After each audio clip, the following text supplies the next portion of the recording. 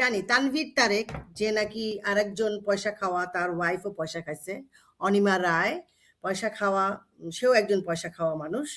তার পট আমাকে ডেকেছিল, আমি কথা বলেছি, তার প্রতি আমার স্নেহ ছিল, মমতা ছিল।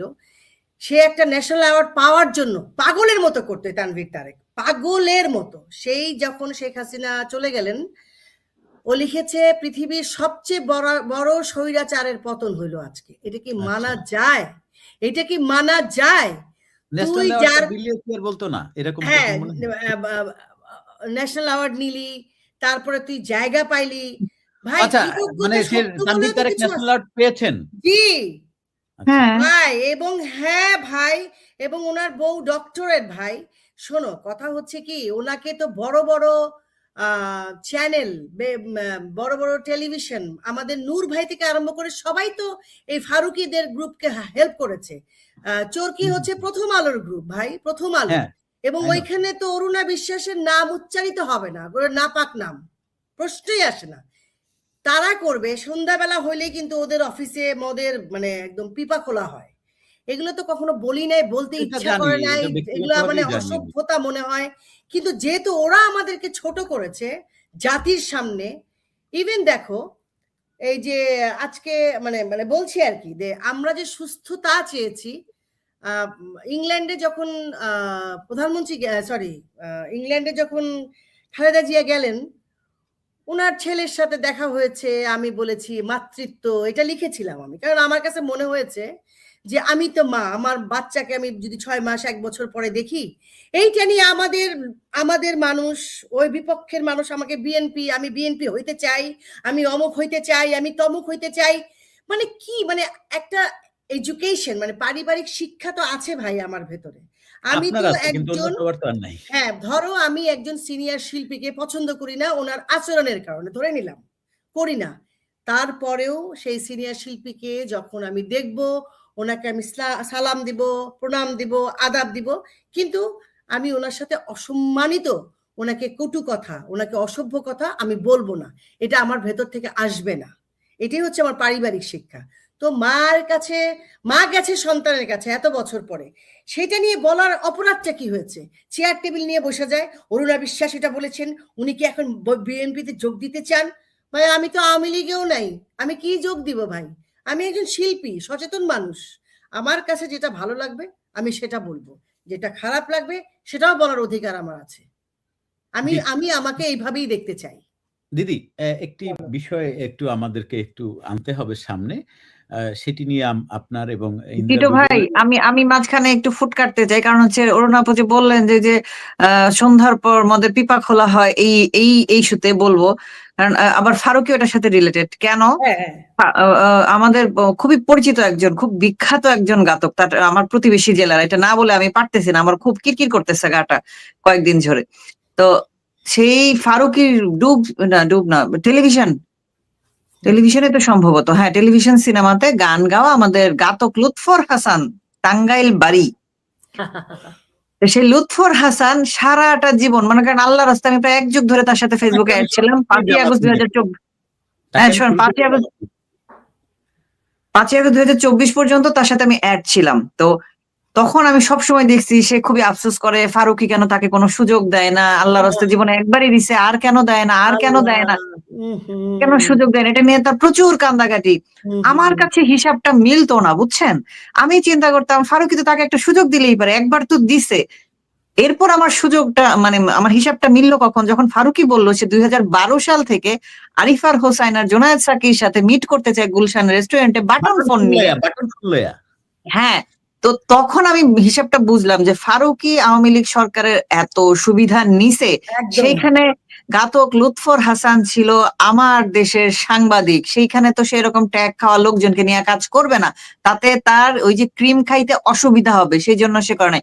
এবং আজকে, এবং ফুট কাটবেন না কথার মাঝখানে, আমি এই কথাটা একবারে বলি, লুৎফর হাসান যে ফেসবুকে গজল, হামদ, নাত, কোরআন তেলাওয়াত করে আপলোড দেয়, ভণ্ডটা, গাইলটা দিলাম না, আপু আছেন মুরব্বী মানুষ, সে তার নিজের মুখে কনফেশন, আপা এগুলা ফেসবুকে অ্যাটেনশন ধরে রাখার জন্য দিতে হয়।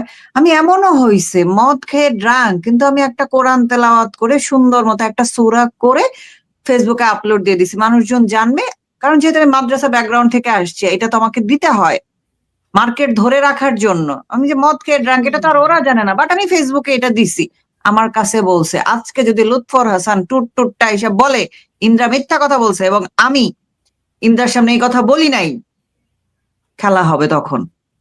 জি। এবং সেটা আমাকে আজকে বলে নাই, এটা আমাকে বলছে 18 সালে বলছে, এরপরে বলছে। আমি তার সাথে, তার সম্ভবত একটা কি দুইটা গানে আমি তার সাথে মিউজিক ভিডিওতে কাজ করছিলাম।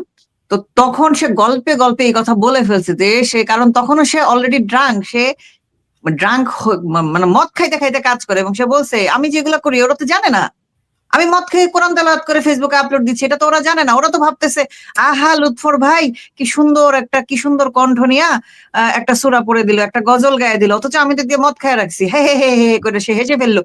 কত বড় হিপোক্রেট ভাবেন। এই যে অরুণাপা যে বললেন যে এই যে ডাবল ফেস্ট, যে হিপোক্রেট এরা, উপরে এক দেখায় নিচে আরেক দেখায়। আজকে দেখেন এই লুৎফর হাসান, তারেক জিয়া দেশে ফিরতেই তাকে 4টা তেলের ড্রাম উপতা করে ঢাইলা একটা পোস্ট লিখে ফেলছে। 5ই আগস্ট এই লুৎফর হাসান আমাকে ফেসবুকে ব্লক করছে, কারণ তার মনে হইছে আরে এটা তো গোয়েন্দা অফিসারের বউ, এটাকে লিস্টে রাখছে কি জন্য? এতদিন তার মনে ছিল না, এক্স্যাক্টলি। এতদিন তার মনে ছিল না, কারণ সে এখন যে সে এতদিন ধরে যে হিপোক্রেসির যে মুখোশটা সে পড়েছিল, 5ই আগস্ট 24-এ সেই মুখোশটা খুলছে।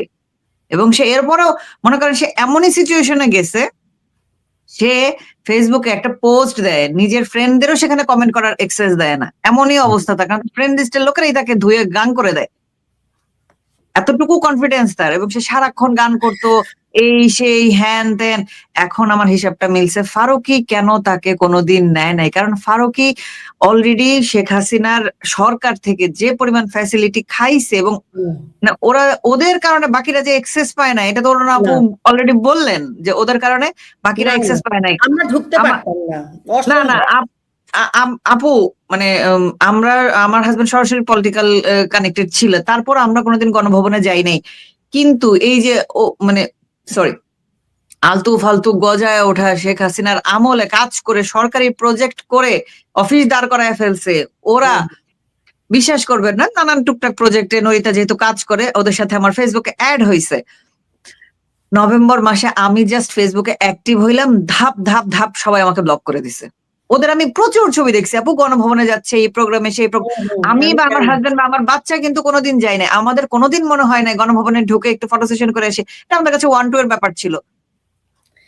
অরুণ আপু যে বললেন, আমি কখনো কারো কাছে বলি নাই যে আমাকে কাজ দাও, আমাদের সময় ওই কালচারটা ছিল না। আমি ছিল না, এই কালচার ছিল না ভাই, আমি সবসময় এটাই জানতাম। বাট যখন আমি যে সময়টাতে আসছি বা আমার মেয়ে যে সময়টাতে আসছে, এখানে আসার পর দেখলাম সারাক্ষণ ফোনে এরে তারে তেলাইতে হয়, লিগের নাম বলতে হয়। অথচ আমি যেখানে বসে আছি, আমি যে কোনো চ্যানেলে বা যে কোনো প্রজেক্টে বললে আমার মেয়েকে নিবে, কোনোদিন আমার মনে হয় না যে তার একটু ফোন করে। এবং আমার হাজবেন্ডও বলে নাই যে আমার মেয়েটাকে তুমি ঢুকায় দাও। কারণ আমার কথা হচ্ছে, আমার মেয়ের যদি বা আমার বাচ্চা যদি ট্যালেন্ট থাকে, ওটা তো ওরাই খুঁজে নিবে, আমার তো জনে জনে গিয়ে ঢোল পিটানোর দরকার নাই। তো এখন ওরা ট্র্যাডিশনটা এরকম বানাইছে। অরুণাপতা নাম বলেন নাই, উনি অনেক ভদ্রতা করে কথা বলছেন। আমাদের ফেসবুকে মনিরা মিঠু নামে যাকে চিনি, হুমায়ুন আহমেদের নাটক দিয়ে যে মার্কেটে উঠে আসছে, তার আগে যাকে চিনতো না কেউ, সে 5ই আগস্টে প্রধানমন্ত্রী চলে যাওয়ার পরে এমন সব পোস্ট করছে, আপনারা দুজনে অবশ্যই দেখছেন। আমাদের পাবলিকদের যেহেতু গোল্ডফিশের মেমোরি, যেহেতু আমি আরেকটু মনে করাই দিচ্ছি হিট করে, এমন সব পোস্ট লিখছে আমি কোনোদিন ভাবি নাই এই মহিলাটা এইসব লিখতে পারে। হ্যাঁ, আপনারা তাকে অন্যভাবে চিনতে পারেন, সেটা ডিফারেন্ট বিষয়, বাট আমি তাকে একজন আর্টিস্ট হিসেবে চিনি, তার যে ক্যারেক্টার ওইভাবে চিনি। তো ওই মহিলা আছে, ঠিক আছে, পলিটিক্যাল, আমরা বিএনপি আমল তো দেখছি 96-এর থেকে, আওয়ামী লীগ দেখছি, এরপর বিএনপি দেখছি, এরপর আবার আওয়ামী লীগ দেখছি। তো ওইখানে আমরা দেখছি যে মানে সবারই পলিটিক্যাল ভিউ থাকে, পলিটিক্যাল ভিউ এর কারণে যখন আওয়ামী লীগ থাকে তখন বিএনপিরা কাজ করে না, যখন বিএনপি থাকে তখন আওয়ামী লীগের আর্টিস্টরা কাজ পায় না বা কম করে, বা সাধারণত এটাই নিয়ম। তো তাই বলে যে কেউ না খায়াচ্ছিল বা একেবারেই একদমই যে এখন যেরকম অরুণা বিশ্বাস আপাকে ফ্লাই করতে দিবে না, ওনাকে বের হইতে দিবে না, মব সৃষ্টি করে একে তাকে ধরে নিয়ে যায়, যে আসাদ যে বলতেছে এই ভাবনার আইডি অ্যাড্রেস আমার কাছে আছে, কারো লাগবে, এরকম আমরা কোনোদিন দেখি নাই, এরকম আমরা কোনোদিন দেখি নাই। আচ্ছা ঠিক আছে, এই যে আজকে আবুল মাল হায়াত, এরা সারাটা জীবন দেখে গেছি, সারাটা জীবন শুনে আসছি যে আওয়ামী লীগ করে বলে বিএনপি আমলে তারা কাজ পায় নাই। বিএনপি 2001 সালে আসার পরে বিপাশার ক্যারিয়ার নষ্ট হয়ে গেছে, সমী বিপাশা দুজনের ক্যারিয়ার বন্ধ হয়ে গেছে।